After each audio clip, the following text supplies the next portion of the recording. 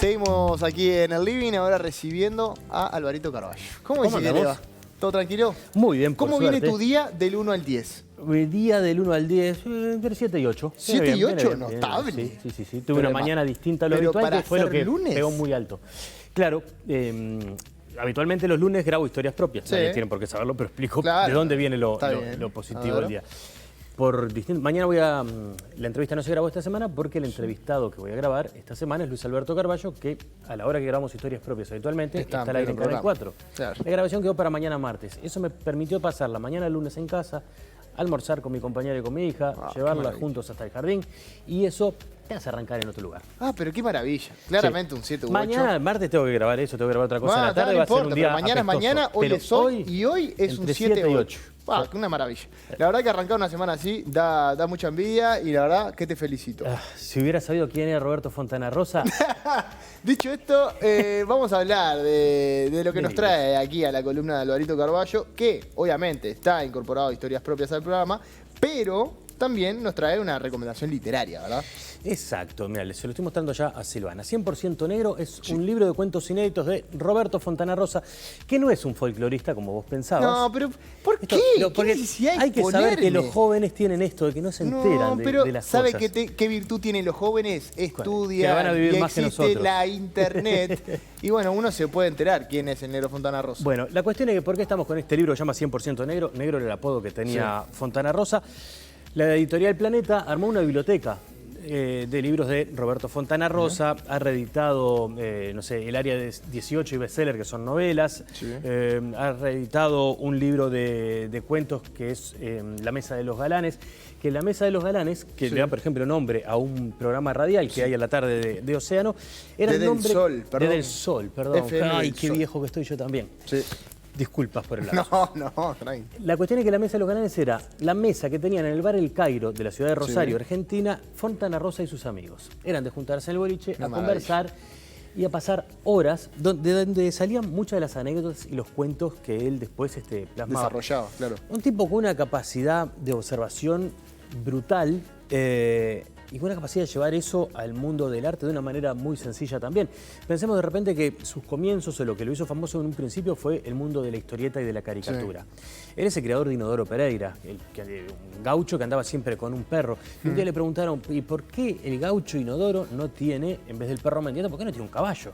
Dijo, lo que pasa es que los caballos son muy grandes para meterlos en el cuadrito de una historieta. Entonces, ahí nació el perro Mendieta. Y se llamaba Mendieta porque dice, a él le gustaba mucho jugar con nombres de personas. Y por eso lo bautizó así. Pero ahí volcaba una capacidad de observación tremenda.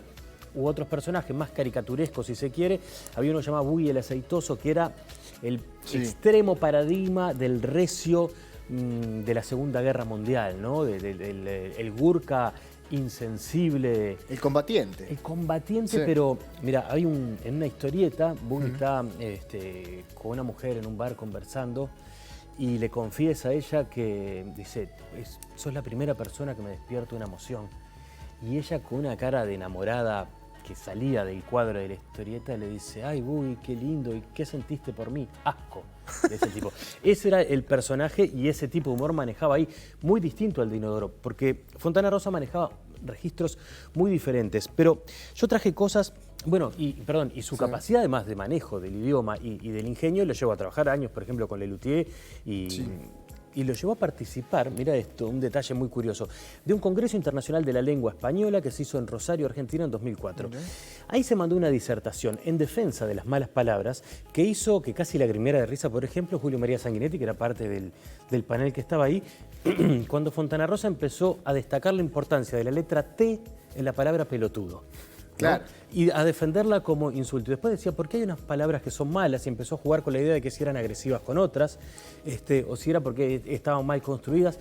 Pero con eso se mandó una disertación que si vos la buscás en la web oficial, y si no, se la buscás solamente en YouTube, tiene millones de reproducciones. Y hoy llorás de la risa. Y claro, exactamente, porque No es muy pierde ingenioso. actualidad No ha tampoco. perdido ninguna vigencia.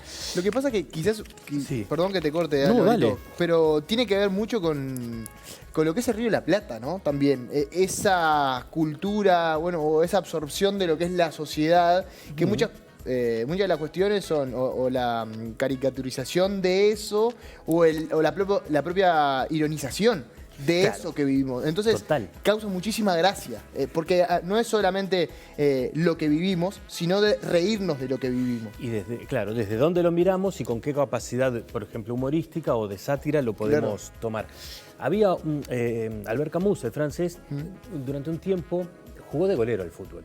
Y una cosa que él declaró años después, dijo, tal vez todo lo que conozco sobre el ser humano, sobre el hombre, se lo debo a los años en los que estuve en un vestuario de fútbol. Fue una cosa así, no estoy citando lo textual. Sí, sí, sí. Pero hablaba Esa de era la la idea. capacidad de observación y de todo lo que se desprende del fútbol. ¿Por qué hago esta cita? Porque Fontana Rosa escribió muchos cuentos de fútbol, pero el fútbol para él, aparte de ser una pasión y de divertirlo, lo llevaba a analizar al ser humano. Me anoté de algunos de los cuentos que hay en este libro que se llama 100% Negro, que lo acaba de editar Planeta, algunos párrafos. Por ejemplo, dicen el fútbol se nutre de goles, o al menos, dadas las mezquinas épocas en las que nos toca vivir, de situaciones de gol. Ocurre que nos hemos convertido en una raza pusilánime donde el temor al sufrimiento nos hace rehuir de la emoción. Devenimos en seres endebles que anhelan 90 minutos sin sobresaltos de ninguna especie para finalmente llevarnos el halago de un puntito a nuestra casa, seamos locales o visitantes. Eso es una reflexión sobre el ser humano y la capacidad de enfrentarse a la frustración a partir de un partido de fútbol. A mí me parece como Es maravilloso. una capacidad alucinante. Otra, llevado a uno de los temas que a él le gustaba mucho, él jugaba mucho con... es un tipo que se crió en una época donde había mucho cine bélico, se cría en épocas de Guerra Fría y distintos personajes históricos muy importantes y muy presentes en el cine. Entonces tiene un cuento donde dice, por ejemplo, el que gana tiene razón. Bien, estamos hablando de fútbol. No sé quién dijo esa frase, pero la podría haber dicho Hitler luego de invadir Polonia. Y el tipo está hablando de fútbol. Pero la tiró así al pasar ese tipo de referencia y de guiño divertido. O después él inventaba nombres de pensadores y de filósofos y demás. El hombre, ha dicho el pensador prustiano Arthur McGolliver, es el único animal que para cada solución tiene un problema. Para mí eso me parece buenísimo. Y es una definición, por lo menos, del hombre del Río de la Plata, ¿no? Del ser humano del Río de la Plata. Es tal cual. Estaba pensando en eso, ¿no? Mientras que leías estos fragmentos, muchas veces tiene que ver con un análisis que hace sobre lo que somos. Y en definitiva, ironizar con eso. Y ese humor que al mismo tiempo te sentís representado con esos mismos análisis. Claro, está hablando de Mides. Es como, es jugar y cobrar.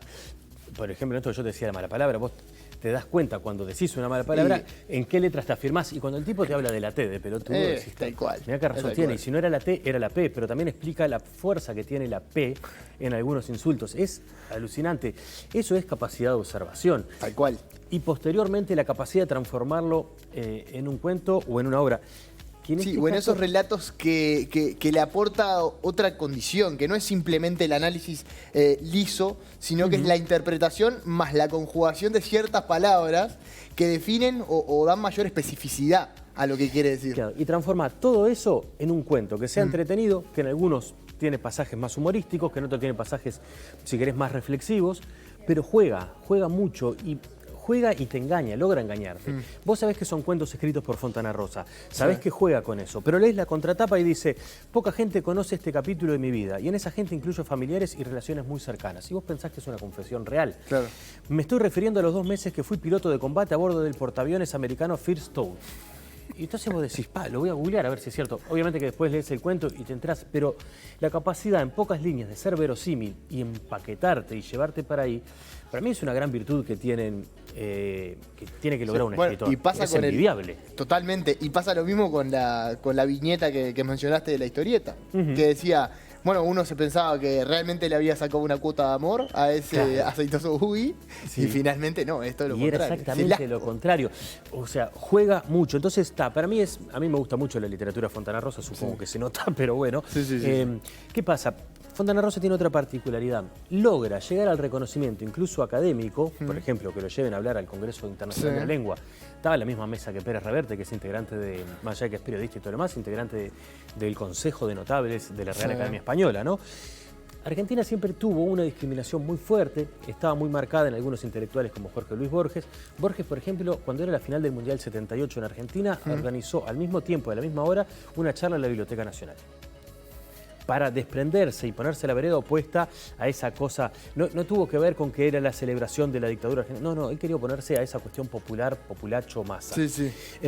La literatura de Fontana Rosa, que habla de fútbol, que es graciosa, que puede hacer reír, que las emociones vienen por ese lado de jugar, era mirada de una manera peyorativa. Y el tipo, con el paso del tiempo y con la solidez de su obra, fue ganándose otro espacio. Los relatos están bien construidos independientemente que te hagan reír o no. Claro. Es un escritor muy sólido, es interesantísimo de leer por esta capacidad de observación que hablamos. Y logró desde ese lugar imponerse a la academia. Hubo otros, por ejemplo, Osvaldo Soriano, otro escritor argentino que fue súper... hablamos de él hace poco cuando hablamos de su... periodismo narrativo del caso Robledo Puch. Sí. Osvaldo Soriano se murió siendo un escritor súper popular, vendiendo miles de libros en todo el mundo, vendiendo en Italia, vendiendo en Colombia, vendiendo en toda Latinoamérica. Sin embargo, nunca tuvo el reconocimiento de la academia y fue algo que al tipo le dolía en el alma. Claro. Porque hacía algo que quería que fuera reconocido y que no solo por popular, sino que fuera reconocido académicamente. Y no lo logró. Sí lo logró, creo yo, Fontana Rosa. Detalle random que me acuerdo de Buy el Aceitoso. A ver. No se comenzó publicando en Argentina, siendo él, primero se publicó en Colombia, después en la revista Proceso, que era un semanario mexicano, y después recién llega a páginas argentinas, creo que estaba en el diario Clarín. ¿Y eso por qué? ¿A qué Desconozco. ¿Habrá sido una oportunidad laboral? ¿Lo habrá presentado ahí? No sé el y ahí motivo. calzó, pero es raro porque además, raro, no sé, ¿no? Haciendo el análisis de lo lógico, digamos, o de lo que podría llegar a ser lógico, uno entiende que el mayor éxito tendría que estaría en lugares donde, bueno, se En su vive, tierra. se consume esa misma realidad.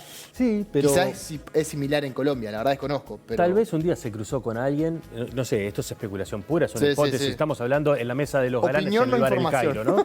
Claro, exacto. Opinión, no información. Capaz que se cruzó con alguien y dijo, che, ¿sabes que estoy trabajando en Colombia y estaría bueno que presentes algo? Y el tipo dijo, tengo un personaje, y lo mandó. Yeah. Y ahí quedó y empezó a publicarse. La verdad, desconozco, Una maravilla, pero ahí igual. el abanico de opciones es gigantesco. Es una... 100% negro, Roberto Fontana Rosa, léanlo, está buenazo. Está muy bien. Historias propias, 21 horas la jornada de hoy. En la jornada de hoy, 22 horas. 22 tuvimos horas. cambio desde hace un par de semanitas, estamos cambiados bien. de horario. Todo. Te cuento, hoy va a estar Nacho es Suárez. verdad, por concentrados. Me acota Mariana Díaz Misurraco, que tiene toda la razón del mundo y lo voy a decir públicamente. Explota en redes Mariana Díaz Misurraco. Quiero así como el comentario Mira. con el Bien, está bien. respeto y la admiración Arroba que me Mariana genera. Díaz Misurraco. No recuerdo cómo se llama en redes, pero sé que explota en redes. Bueno, pero Nacho Suárez, Eso. conductor histórico de Canal 5, tuvo más de una etapa. Por ejemplo, hacía un programa llamado Estudiantina donde surgieron algunos artistas como Pablo Estramín, fue la primera vez que tuvo una presentación televisiva. Nacho Suárez cuenta una cantidad de cosas en esta nota. Por ejemplo, ¿qué pasa? Perdón, voy a contextualizar. Sí. Estamos en junio, es el mes que el canal cumple 60 años, lo están viendo las tandas, entonces a este caos de charlas, que es historias propias, decidimos darle un sentido durante el mes de junio. Vamos a invitar conductores que han tenido una imagen muy fuerte en el canal o que han quedado con una etapa de su carrera profesional asociada al canal. Hoy sale Nacho Suárez, el lunes que viene va a ser Rosario Castillo, por ejemplo. No me llamaron, ¿eh? Bueno, porque pero todavía no cerramos todo el ciclo.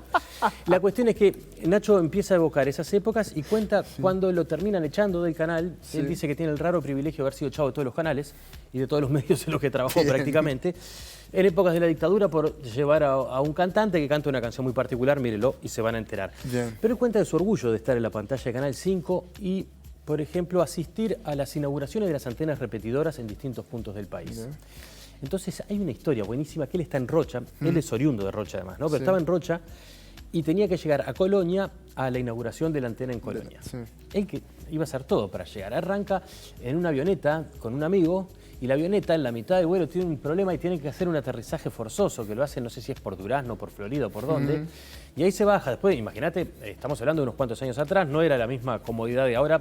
O sea, el aterrizaje forzoso es un garrón en cualquier momento. Sí. Pero para después resolver cómo seguís y para dónde vas, hay una distancia.